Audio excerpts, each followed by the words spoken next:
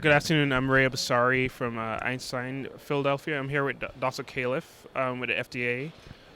Good afternoon, Dr. Califf. Good afternoon. My first question is about your involvement in multi-center trials. To many fellows, this can be overwhelming. Get involved in this kind of field and all the resources involved. So we're hoping you could help break it down a bit for us to see how for us early in our careers, how we can get involved and you know if we have ideas about treatments that can help patients or how we go about it and how we pair up with a mentor and just some general tips on that. Well, you covered a lot of ground with that first question, so we'll try to break it down into some of the key issues. For me, it really starts with patient care. If you're taking care of patients, you just see multiple opportunities in the course of every day where more knowledge would be beneficial. It might be what treatment is best. It might be, what can this patient expect to happen next? What's the prognosis? It might be how do you actually make a diagnosis of any one of a number of conditions? And I think the mindset that we'd really like to see, and I was fortunate to sort of stumble into this mindset by the experience that I had as a medical student, actually. The mindset would be, as a profession, we should constantly be learning.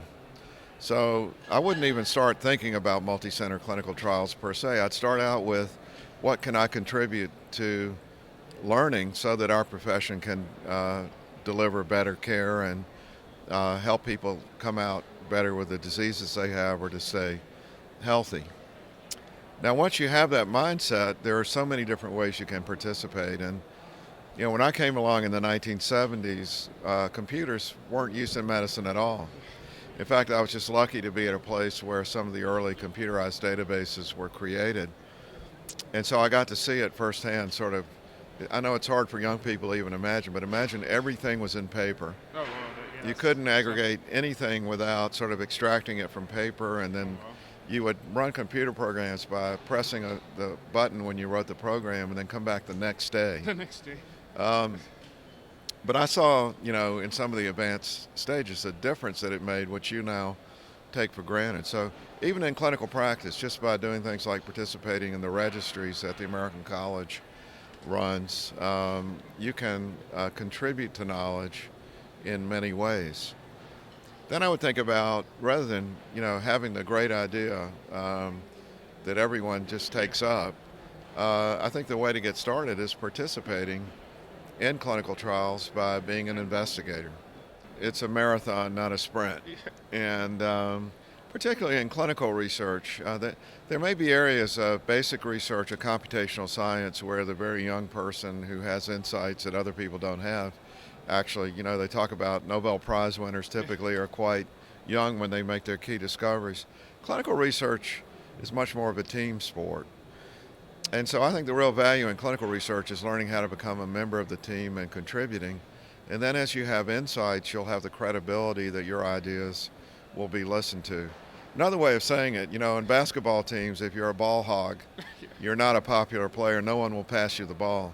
But if you take a shot when it's your turn to take it, and you're passing it to the other teammates when that's appropriate, you become a member of a team, the team is better, and then you have much more respect among your colleagues.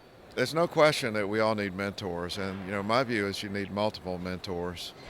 And as a fellow, I learned a little bit about this from Valentine Fuster, who we used to invite to Duke every year when I was there. And every year I knew after he had talked to the fellows there would be like a insurrection against the leadership, because what he said was basically you have every right to have a good mentor, and if you're not getting that, you should demand it. And remember that a mentor is not someone who just has you do what they're doing, someone who has your best interest in mind. And I think it's worth taking the time to look for that person, and probably more important, to have the characteristics of the mentor be positive than that person be doing exactly what you think you might be doing later in your career. I think at the fellow level, it's good to really get involved in any aspect that interests you now. But in the long term, people will probably need to differentiate into those who are inventors and those who assess the inventions to figure out if they're worth anything.